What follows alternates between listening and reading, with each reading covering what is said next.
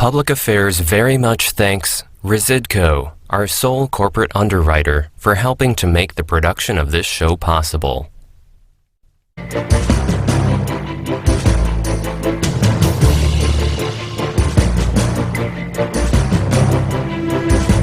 What's hot in your district? What is the big issue? Well, Jeff, everybody's pretty upset about inflation right now. That is top of everyone's mind. I was just talking with a farmer a few days ago. He's like, Esther, we used to fill up our propane tank at $1.25 a gallon. Now it's $2.25 a gallon.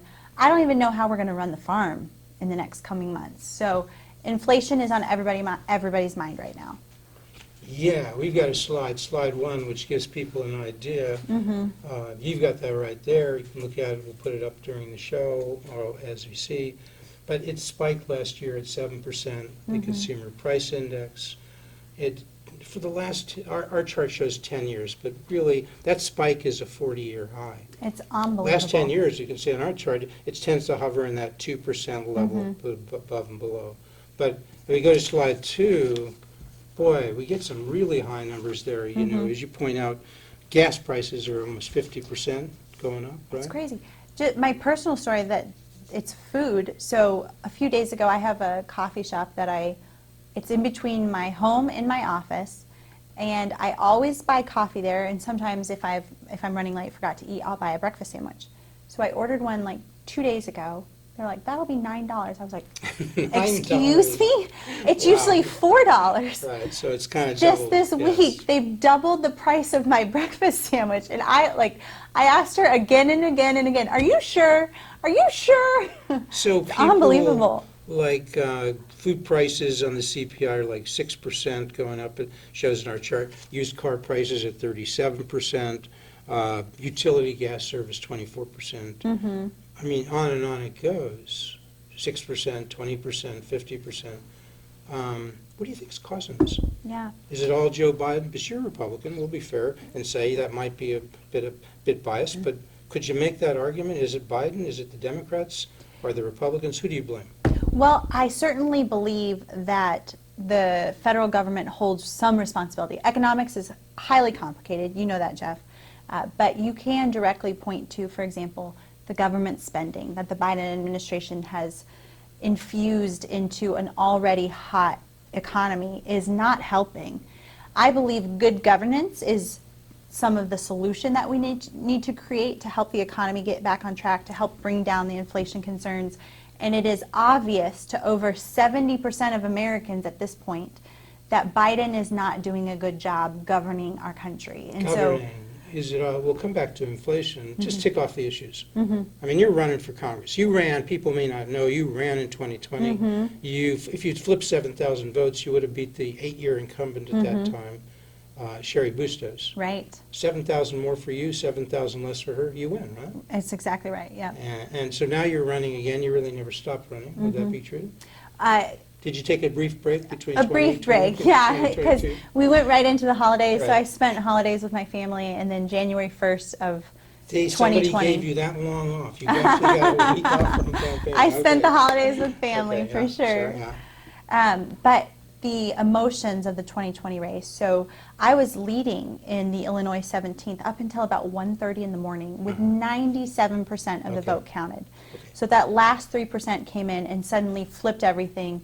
But you don't go through that experience without, for me, without being set on fire. This fight is not over. Okay, but we've got to continue the fight. So yes, I knew election night. That was 2020. Yeah, right. Biden was elected in an election. He's been a president now for just about a year. How much of this do you blame on Biden and the Democratic control, large part of the U.S. House and U.S. Senate? Yeah. Well, so I want to challenge the premise of the word blame. Blame. Okay, you don't like that word. I don't like that word because it's in politics right now, pointing fingers, blaming, saying they're doing something horrible, they're doing something wrong. Do I want to hold Biden accountable? Absolutely. We need a House that's Republican to be able to counter some of the far left liberal agenda that they're trying to cram down our throats. It is not okay the direction they're taking our country. And we absolutely have to fight for what we believe in. Tick America off the big is worth issues. the fight. What are the big issues nationally? Yeah, crisis after crisis. When I'm talking with Like what? people, so inflation is certainly one. Yeah. If we go back to this last fall, I don't think there's a single American who is proud of what happened in Afghanistan and how we withdrew from Afghanistan. That is a foreign policy disaster. So we need accountability around We'll that. flag that. You know something about Afghanistan a lot, a lot that's personal, so we'll come back. Okay. We'll keep going. Afghanistan crisis not going so well. Not going so well. The other What else? crisis we have in our hands is COVID. COVID. Everybody agrees that, or at least 70% of America agrees that Biden is not doing great management, whether it's he can't get tests out to people that need tests, or we can't decide on do we lock down, do we not lock down. There's so much confusing information. Now they finally told us, well, masks aren't helping. It's not fighting against the Omicron variant, and there's just no good leadership on COVID right now. If you had a president you could go to, maybe that would require a Republican president, what would you say, in looking back, that was done wrong in the last year? What are the big things? Yeah, well, On COVID. on COVID, so the first top of mind comes the vaccine mandate. The fact that the authoritarian way that they've tried to cram that down everyone's throats. I'm talking with people who have health concerns, who have just fear of government. Like, for example, I talked to an immigrant family. They came from a country that they left because their government was authoritarian. Then they're coming here. Now their government's telling them to get a vaccine in the United States. You're They're against like, the we mandate. already, Yeah. I am against the mandate. What That's about right. vaccine in general? Are you vaccinated? I am vaccinated, Are you boosted? yes. I'm not boosted, no. Any reason why? I don't see the science Your for why I age need to be category, you're boosted. 35, you're I'm a millennial. 35. You're not certainly in that high-risk category. You don't have any pre-existing conditions. I don't have any So you pre-existing think double conditions. vax, are you double vaxxed or single vax? I have the Moderna, so I'm double vax. double. You Yep. think that's good enough for now? I think that's Do you encourage others to get vaccinated? absolutely, yes. Do you encourage people who are older with pre-existing conditions to go ahead and get boosted? Absolutely. Okay. But you wouldn't mandate that? I wouldn't mandate it, and I wouldn't say, I want every person, health is a personal choice, and each and every one of us should be able to make the decision based on what our health needs You're a are. lawyer. You went to law school at Northwestern. You practiced at Kirkland & Ellis, perhaps the largest law firm in many respects in the world. It's a great So you know law firm. something about that. What is it, when you say, is this informed consent? What does that mean to you? Does it mean anything special to you as a lawyer that people have the right to be informed before they give consent? People certainly have the right to be informed, Jeff. Yeah. And so, because we believe, that's that's part of the ethics of the AMA, if they would read the ethics, right? We shouldn't really tell people, if somebody thinks it's harmful to them to get the vaccine, they have a right, right? They have a right. Yeah. Okay. So the people in the 17th, do you think they're with you or against you on that issue of the mandate? On that issue, I know they're with me because this is an issue that, well, Republicans, we already believe that the federal government's being too authoritarian in their mandate. And then you talk to the independents, and they don't see our country going in the right direction. So they're coming our way. And then, Jeff, you talk to the Democrats, and they're like, wait a second, you're telling me that I don't get to make the decision for my family, for my health, for my children? You're telling me that you, government, know better than I do based on this situation? I don't think so. So not only do we have Republicans with us, we have independents and we have Democrats with us on issues like the overreach of the federal government right now. The governor has kind of has mandated masking in the schools, right? I think he has. It's not optional. If I'm a parent, I can't say, hey, I think it's better for my kid not to have a mask on. I can't do that Yeah. in Illinois. You're right, and I talked to a mom the other day. She has a ADHD child, and so he's not able to sit for 8 hours a day with a mask on his face. So she's lost her job because she didn't have an alternative daycare option. Her son wouldn't sit with a mask all day at school. They kicked him out of school. She's like, Esther, I need help. I need you to fight for me because these authoritarian state level, our governor thinking that he knows better for our children than we do. Parents should be in the driver's seat, I believe, Jeff. So as a congresswoman, as a U.S. rep, if you could use that as a bully pulpit, would you try to persuade the governor to back off from mandating essentially every kid, the 2 million kids, be masked in Illinois? I would, and even more so using the capacity to share people's stories. Like this mom, heartbreaking for her. She's leaving Illinois because she can't handle losing her job, having an ADHD child kicked out of school. She has another son. She doesn't know what she's going to do, and she just throws her hands up and is like, I'm leaving because I need my kid to be in school somewhere where he doesn't have to wear a mask. So we covered COVID, we covered inflation. What else is going on that's important to the folks you're talking to as you're campaigning? Hey, we'll put up that map again and let people see the 17th CD.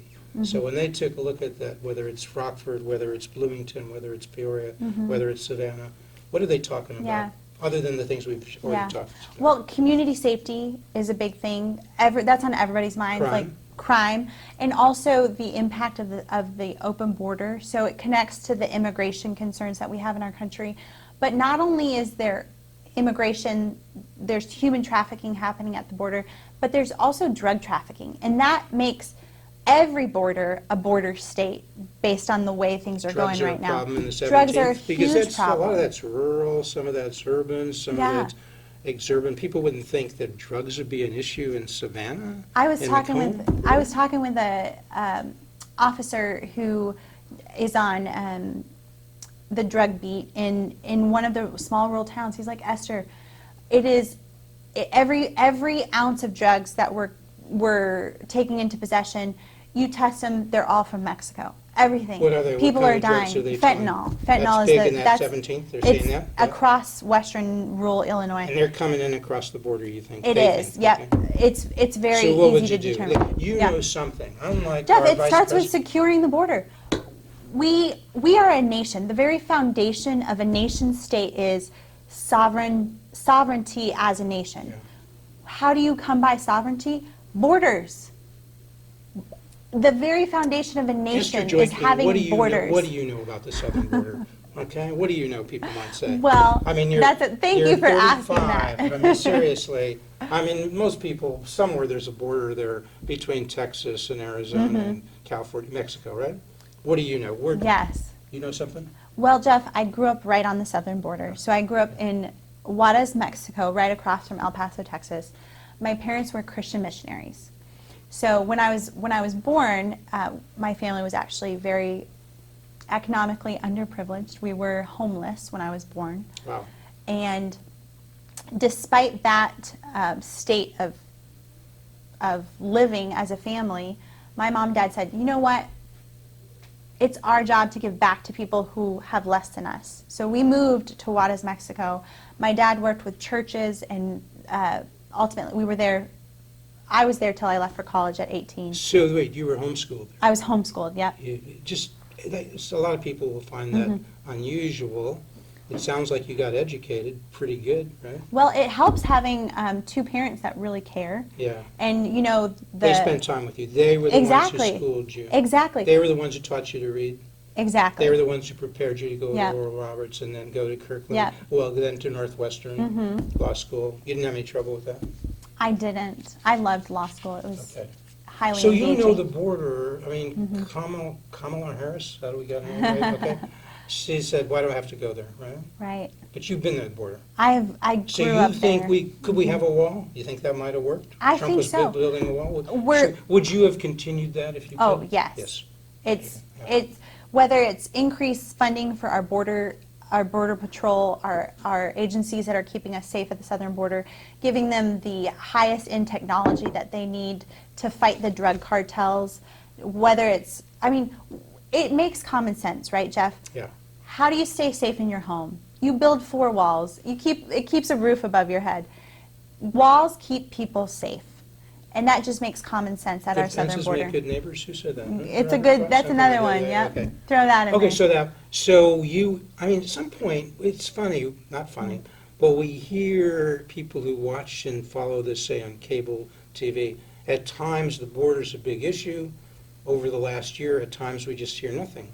But at times, people are saying something like 170,000 migrants were coming in illegally a month. That would clock in at 2 million. Does that number sound right to you? It does. That's what I'm 2 hearing. million annually. Right. Yeah. That's what I'm hearing. And the aspect of it that no one's really talking about it is how much those immigrants, those people that are coming across, how much they suffer in the process. Like, just yesterday I read a news story, a young little girl drowned because they were crossing the Rio Grande and her mom lost hold of her hand and she was swept away by the current. Like, those deaths are happening daily, whether it's mules who are hauling drugs and they, like, just So you're everything concerned that's about the happening to them. migrants too. There's a better way to do this. The migrants, we should have people come to our country legally. Because then you could help them, you could assist them, you could integrate them into the system. You know something, because we cut you off before. You went to work in Afghanistan before it was cool, so to speak, okay?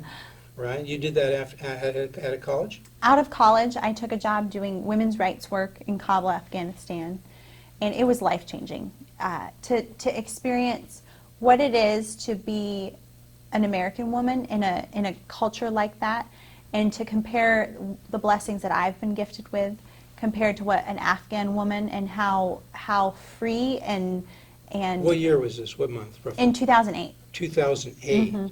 Okay, so that wasn't being run by the Taliban then, right? No. Being run by the United States, essentially. Yes, it was well, a by the stable and secure Afghanistan country. government, but supported by the United States. Exactly right. It was what was bots, because the president said we got the largest group of people evacuated in the fastest amount of time. It was a great victory, he said.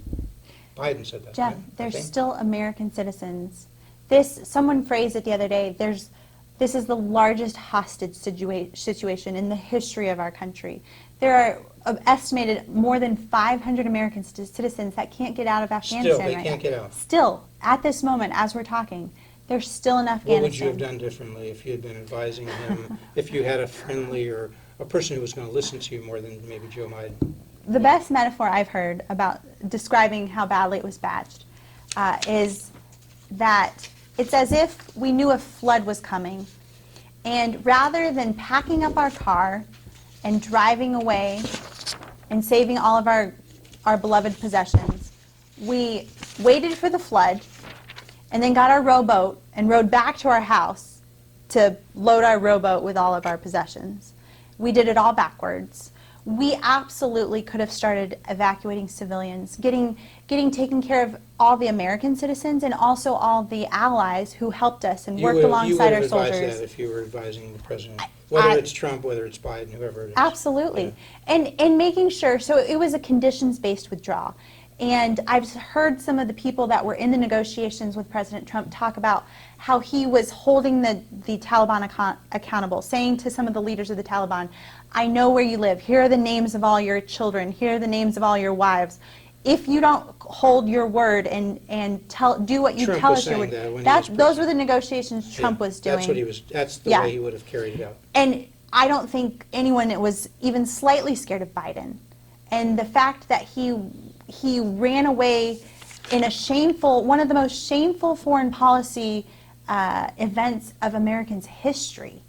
And whether it's our 13 military members dying or the thousands of Afghans whose lives were lost in that process, whether being crushed in the crowd or through the bombing as well, Afghan lives were lost. People who were our allies helping us there. So many people were hurt and harmed that didn't have to be. So that's another failed policy in your view. Yes, You absolutely. mentioned crime. Let's switch this segue over to crime. What could you do? Is crime out of control in Chicago and Cook County? Is it out of control in Peoria and other parts of the 17th CD and across America? What do you have to tell people about crime as you run for Congress in the Illinois 17th Congressional District?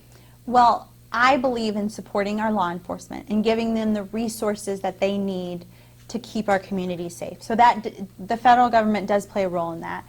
As far as crime in the state of Illinois, we all know and understand what goes on here in Chicago, and it's tragic. And What goes on? Tell us. whether it's crime in South Chicago or the gang-related, and just every week the murder rates are so high. I mean, it's almost more dangerous to be in Chicago than it 800 is. homicides in the last year, 800 homicides the year before in Chicago, 1,000, I guess, in Cook County. Right. Do you follow this? Is that relevant? Is it relevant what's going on in terms of the prosecutor and state's attorney for Cook County? Is that relevant to the 17th CD? Well, what we experience out in western and northern and central Illinois is kind of the splash off of all that.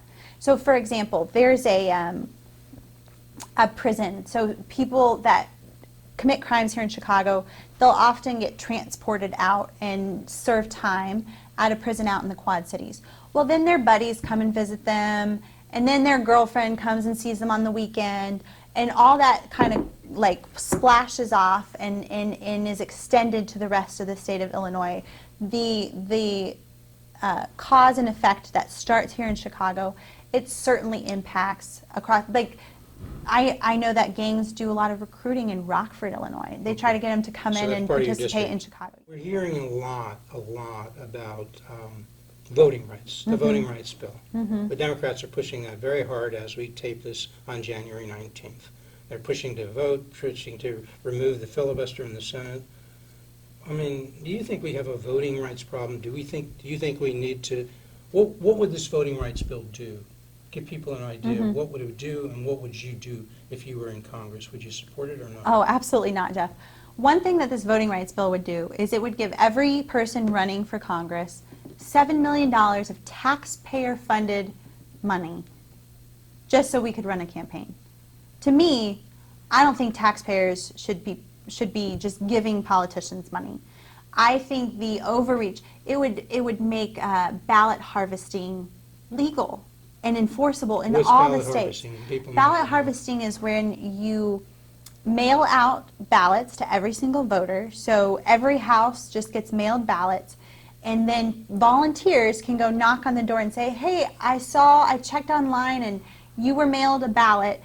Do you want me to take that ballot for you and help you turn that in? Okay. And then it's cause for a lot of corruption, because sometimes people can, oh, well, we know that person's not going to vote the way that we wanted them to. Whoops, lost that ballot. Okay. Yeah. Change it. Lose the ballot if it's not the right. Right. Voted the right way. Or oh, you haven't filled it out yet? Do you want me to help you fill that out? And then they would coach them on how to fill it out. The Democrats are saying these laws in Texas that have been passed in Georgia and Arizona, in Florida, they take away rights. They suppress the vote.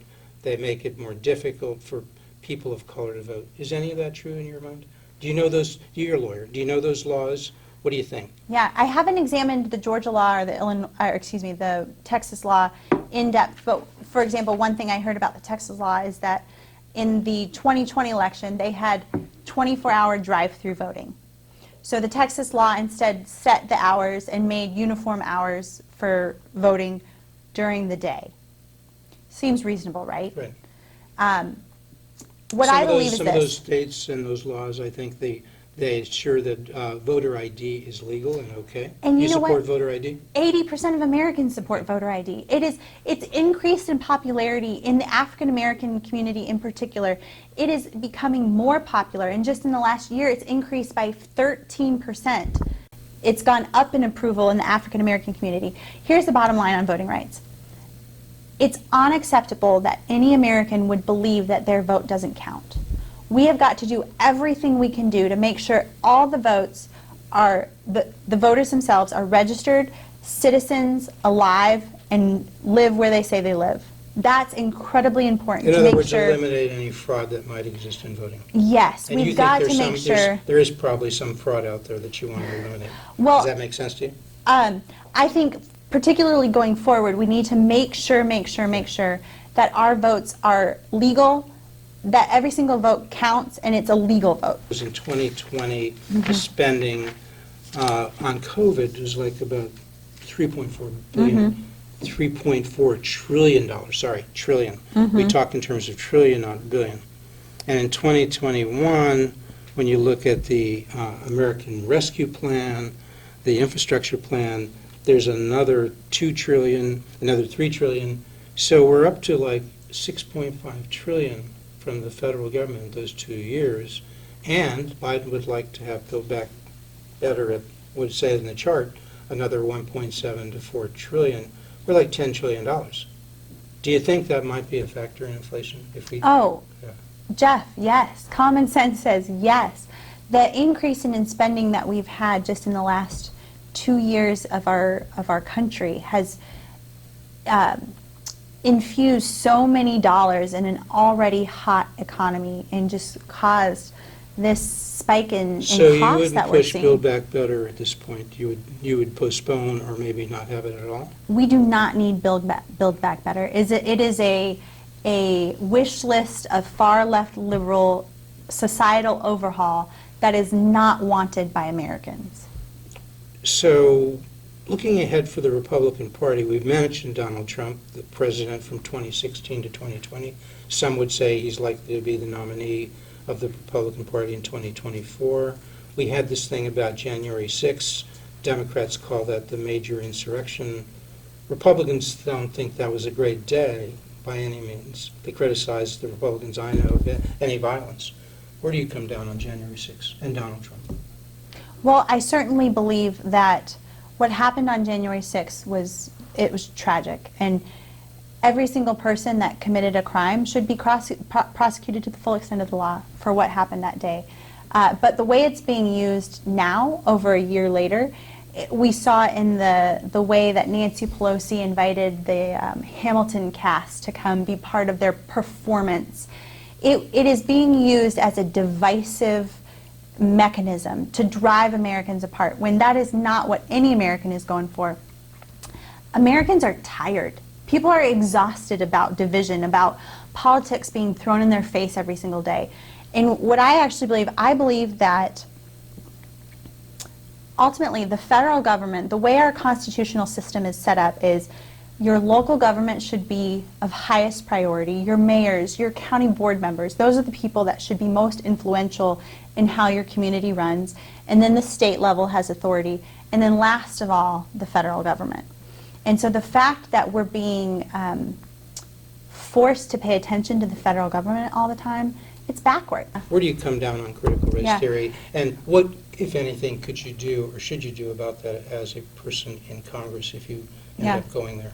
Well, being a voice for teaching history, true history, is important.